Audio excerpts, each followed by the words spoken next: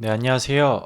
오늘은 윈30 API 복습을 진행을 할 건데, 어떤 기능을 구현을 했냐면은, 일단 플레이어 설계를 했습니다. 플레이어는 이제 오브젝트에 속하고, 그 오브젝트의 계층 구조를 조금 설계를 해봤고, 그리고 이제 그거에 대해서 설명을 드려보도록 하겠습니다. 자, 일단은 OBJ 클래스입니다. OBJ 클래스는 REF라는 클래스를 상속받고 있는데, 이건 별건 아닙니다. 별건 아니고, 이걸 보면은 그냥 이 기능 하나 있잖아요. add ref 즉 레퍼런스 카운트 체크하는 그 기능을 ref 클래스에다 정의를 해놓고 이 ref 클래스를 상속받아서 이제 공통적으로 레퍼런스 카운트를 구현을 하기 위해서 ref 클래스를 상속을 받은 거고요. 그리고 이제 여기서 특징적으로 볼 게 이 오브젝트 클래스가 여기 create obj라는 메서드를 가지게 됐습니다. 이렇게 한 이유는 스태틱으로 구현을 했는데, 이렇게 한 이유는 이 create, 그러니까 오브젝트가 결국에 생성되는 오브젝트들은 어, 아래 자식들이란 말이에요. 즉 오브젝트가 어떻게 구현이 되어 있냐면은 보면은 일단 여기 OBJ가 있고요. 지금 현재 move OBJ하고 static OBJ가 있어요. 그래서 여기서 지금 현재 플레이어가 이렇게 구현이 되어 있는 상태입니다. 즉 이 플레이어는 move를 상속받고 있고 당연히 OBJ도 상속받고 있고 OBJ가 상속받은 이렇게 REF가 있죠. 이런 식으로 그러면은 이 클래스 3개를 모두 지금 상속받은 게 플레이어 오브젝트고, 이 플레이어 오브젝트는 플레이어가 있을 수도 있고 이제 움직이는 물체들에 대한 오브젝트거든요. 그렇기 때문에 여기가 몬스터가 나중에 올 수도 있겠죠. 그래서 어떤 타입이 생성이 될지 모르기 때문에 생성자를 프로텍티드로 막아두고, 생성자를 프로텍티드로 막아둔다는 의미는 결국 자식들만 해당 객체를 생성을 할 수가 있고, 해당 객체의 생성자와 소멸자를 호출할 수가 있고, 보시면은 이렇게 이닛을 순수 가상함수로 만들어놔서 해당 클래스를 추상 클래스로 만든 걸 볼 수가 있습니다. 즉 OBJ는 생성이 안 돼요. OBJ는 생성이 안 되고 그냥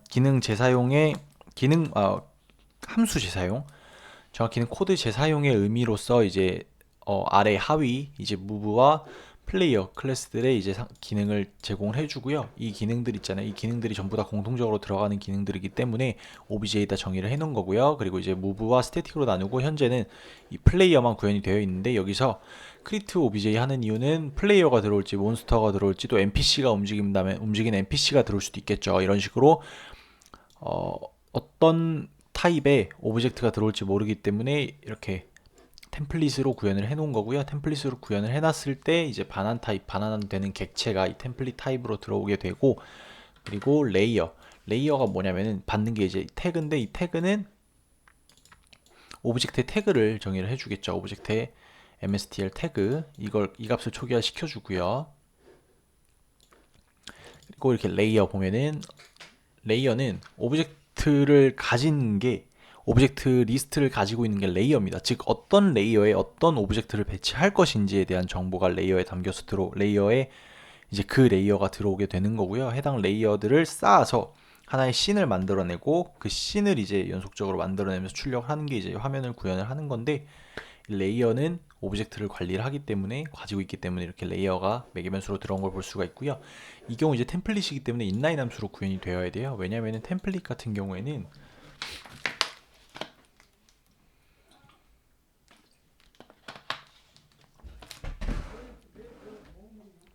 컴파일 시점에서 코드를 전부 다 만들어 주거든요. 즉 obj 헤더가 만약에 여기 있고 cpp에다가 이 템플릿을 구현을 해버리면 어떻게 되냐면은 어, 헤더는 이제 예를 들어서 objh를 뭐랄까 사용하는 데서 이제 objh를 인클루드 하겠죠. 인클루드 한 다음에 이 함수가 있으니까, 이 함수의 원형이 있으니까 obj를 생성을 해서 이 함수로 호출을 할 겁니다. 하지만 실제 이 함수의 구현은 없는 겁니다. 즉 CPP에 있는데, CPP에는 타입이 지정이 될 수가 없어요. 왜냐하면 사용할 때 이 함수를 호출할 때 타입을 넣어주긴 하지만, 타입이 넣어지면은 이 함수에만 이제 어떤 타입인지를 알지, 실제 코드가 구현된 그 함수에서는 어떤 타입인지 알 수가 없는 겁니다. 그렇기 때문에 인라인 함수로 인라인 함수 즉 같은 파일에다가 이렇게 구현을 함으로써 이 함수의 정의를 한 번에 이제 정의를 하게 되고, 그래서 이 함수를 호출했을 때 같은 파일이 있기 때문에 여기 들어온 타입으로 이 코드를 똑같은 코드를 그대로 만들어내는 것입니다. 즉 여기 예를 들어서 플레이어가 들어왔다. 그럼 여기가 플레이어가 되고 여기가 플레이어가 됩니다. 그리고 여기도 플레이어, 여기도 플레이어, 이런 식으로 다 플레이어로 바뀌면서 코드 자체가 아예 하나가 더 생성이 되기 때문에, 플레이어가 들어간 코드로 생성이 되기 때문에 이제 이런 식으로 템플릿으로 작성을 했고요. 그리고 이제 그 플레이어를 기반으로 크리트가 되면은 이제 플레이어가 생성되기 전에 부모 생성자, 최고 부모 생성자인 ref, 그 다음에 obj, move obj, 그리고 플레이어의 객체가 이렇게 플레이어의 메모리가 이렇게 할당이 되게 되면서 플레이어는 모든 부모의 객체를 다 메모리 앞에다가 먼저 생성을 해서 생성을 하고, 생성자를 호출해 생성을 한 다음에 그 뒤에 이제 가장 뒤에 이제 플레이어의 객체가 생성이 된다, 메모리가 할당이 돼서 생성이 된다라고 이렇게 볼 수가 있고요. 뉴로 이제 생성을 하면 플레이어가 들어오면 플레이어 타입으로 들어오겠죠. 그리고 이 플레이어는 모든 부모 객체들의 이제 부모 클래스들의 모든 곳에 접근을 할 수가 있게 되고요. 프라이빗 말고, 예를 들어서 obj 한 다음에 init 함수로 호출했을 때 이 init 함수는 결국에는 플레이어 걸 봐야 되거든요. 플레이어의 init이 있죠.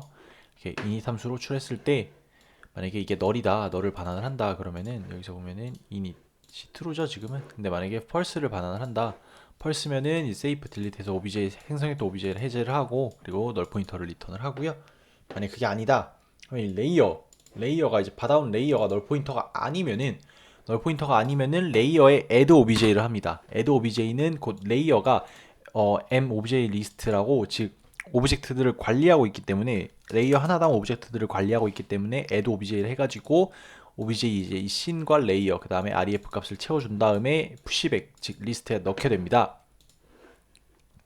그때 이제 여기서 카운트를 체크를 해주잖아요. 이렇게 보면은 레퍼런스 카운트를 이렇게 체크를 더해주기 때문에 굳이 여기서 한 번 더 더해줄 필요 없고 바로 리턴을 해주는 걸 볼 수가 있고, 만약에 레이어가 널이라면은 obj를 그냥 하나, 어떤 이 생성된 obj를 누군가는 참조를 하고 있으니까 생성을 한 거잖아요. 반환이 되잖아요. 그러니까 누군가 참조를 하기 때문에 add ref만 해주고 반환이 되게 됩니다. 근데 제가 궁금한 거는 obj에서 이 태그 값을 세팅을 안 하네요. 그리고 이 태그가 set 태그를 해줘야 될 텐데 set 태그를 안 해주는 거 보니까 여기서 set 태그를 해줘야 되지 않을까요? 제가 따라친 코드에는 없었는데 아마 set 태그가 있을 겁니다. set size 타입 set 태그 있죠. 보면 스트링 태그 들어와 있습니다. 그러면은 여기도 컨스트 태그 있으니까 여기다가 태그를 세팅을 해주고, 그 다음에 이제 레이어에다 넣든 해야 되고, 여기서는 어차피 add obj에서도 태그를 세팅을 안 해주잖아요. 그렇기 때문에 제 생각엔 여기서 태그를 세팅을 해줘야 이 태그를 받아와서 이 오브젝트가 어떤 오브젝트인지 태그를 세팅을 하고, 그리고 add obj 하든지, 레이어가 없으면은 그냥 이 오브젝트를 어디선가 참조하고 있겠지라고 알 수 있는 add reference만 해주면 되는 것입니다. 빌드를 한번 해볼게요. 네, 문제없이 지금 돌아가고 있죠. 네, 문제없이 잘 돌아갔습니다. 이렇게 해가지고, 근데 이게 뭐냐면은 레이어를 사용할 때 지금 이렇게 전방 선언을 했잖아요. 근데 이 레이어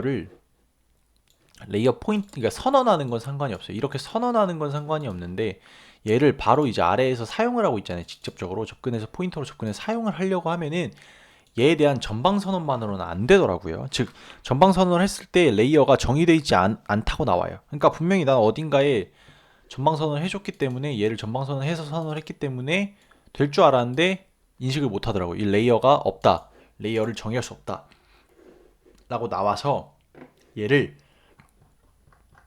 클래스를 인클루드 해줬습니다. 클래스를 인클루드 해줬더니 그제서 이제 인식을 하더라고요. 이 클래스에 대해서. 그렇게 되면은 이 레이어에 대한 이게 없어도 될 것 같은데, 왜냐면은 내가 인클루드를 해줬잖아요. 그렇기 때문에 이게 없어도 됩니다. 모든 레이어에 대한 전방 선언이 없어도 되죠. 왜냐면은 레이어 헤더 파일을 레이어가 정의되어 있는, 레이어 클래스가 정의되어 있는 헤더 파일을 인클루드 했기 때문에 레이어에 대해서 클래스가 붙은 거는 전부 없어도 됩니다. 어떻게 보면 전방 선언보다 더 강력한 거죠. 헤더 파일을 직접 갖다 붙여가지고 실제로 이 헤더 파일이 어떤 CPP 파일에 들어가게 되면은 레이어 클래스도 같이 이제 들어가기 때문에 이 안에서 사용되는 이 파일 안에서 사용되는 이런 레이어들은 위에 이제 이미 선언되어 있는 클래스를 기반으로 이제 이렇게 사용을 하게 된다라고 볼 수가 있기 때문에 레이어 앞에 이제 클래스 전방 선언은 굳이 필요가 없는 것으로 보입니다. 그래서 여기도 필요가 없고 왜냐면 전방 선언을 했으니까. 그래서 이걸 빌드를 해보면은 네, 아마 없이도 될 것입니다. 네, 이런 식으로 빌드가 잘 된 걸 볼 수가 있죠. 이렇게까지 해서 제가 이것 때문에 조금 시간이 걸렸는데 어쨌든 레이어 포인터를 이용을 해서 직접적으로 접근을 해서 뭔가 값을 세팅하거나 함수를 호출하려고 하는 경우에는 전방 선언만으로는 안 되고 헤더 파일을 직접 인클루드 함으로써 해당 레이어 클래스를 가져다 사용을 한다 라는 걸 명시적으로 명확하게 지정을 해줘야 됩니다. 그래서 인클루드 해서 해결을 했고요. 이게 결국 클래스 구조 짠 겁니다. 오늘 뭐 한 게 클래스 구조 짜고 find 레이어 해가지고 얘 같은 경우는 이제 순회를 해야죠. 어쩔 수 없이. 왜냐하면 링크드 리스트이기 때문에 이 리스트는 결국에는 노드들의 연결로 되어 있고 어떤 값을 찾으려고 하면은 중간에 접근할 방법이 없기 때문에 하나하나 타고 들어가야 됩니다. 그래서 그렇게 순회해서 해당 태그로 이제 get str 태그 해가지고 레이어를 찾는 걸 볼 수가 있고요.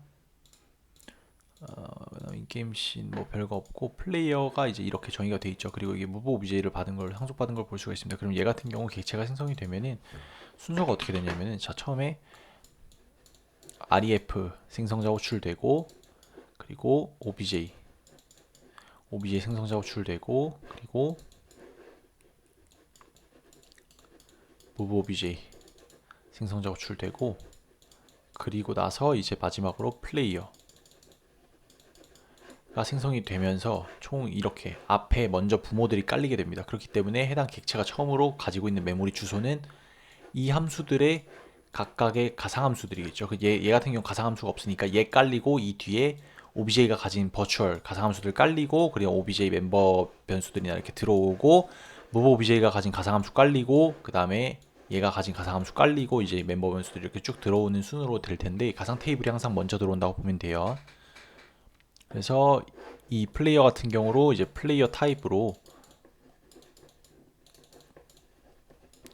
뉴 플레이어 하게 되면은 뭐 이거 없어도 되니까 뉴 플레이어 하게 되면은 이제 플레이어 타입으로 이 모든 부모들의 접근을 할 수가 있는 겁니다. 왜냐면 다 알고 있으니까 얘가 메모리의 끝이 어딘지 내가 어디까지 할당 받았는지 이 플레이어가 의미하는 타입 자체가 전부 다 부모 객체를 가지고 있으니까 부모 객체를 알고 있기 때문에 부모 객체의 프로텍티드 퍼블릭에는 모두 바로 접근이 가능하다. 멤버 변수든 멤버 함수든 바로 접근이 가능하다 라는 걸 알 수가 있고요. 삭제될 때는 반대로 최상위 부모부터 이제 해제를 해줘야 최상위 부모의 소멸자 해제해주고 이런 식으로 이제 부모 자식까지 온 다음에 자식을 먼저 지우면은 자동적으로 부모를 호출을 하게 됩니다. 이런 식으로 해가지고 항상 여기서도 이제 가상 소멸자를 이용을 해서 자식의 실제 참조하고 있는 인스턴스의 소멸자를 호출을 해줘야 실제 자식의 소멸자가 호출되고 자식은 지워지면서 부모를 지우고 부모 지우고 즉 자기가 먼저 지워지고 그럼 부모 지우고 그 다음 부모 지우고 그 다음 부모 지우고 이렇게 된다 라고 볼 수가 있습니다. 이렇게 소멸자로 호출해서 지운다 라는 거 상속 구조에서 볼 수가 있고요. 오늘은 딱히 이렇게 구조 잡고 클래스 만들기 파일 나눠가지고 오브제 안에 move 있고 플레이어 있고 그 다음 move와 스태틱 있고 스태틱 오브제 이런 식으로 있고 하는 것까지 진행을 해서 딱히 뭐 더 설명을 드릴 게 없을 것 같습니다. 일단 구조 잡는 거 계속 보고 있고 이 구조 잡는 거를 좀 익숙하게 해서 제가 나중에 이제 게임을 만들려고 할 때 이걸 좀 참고를 해서 아마 하겠죠. 그런 식으로 해가지고 진행을 해보도록 하겠습니다. 네, 감사합니다.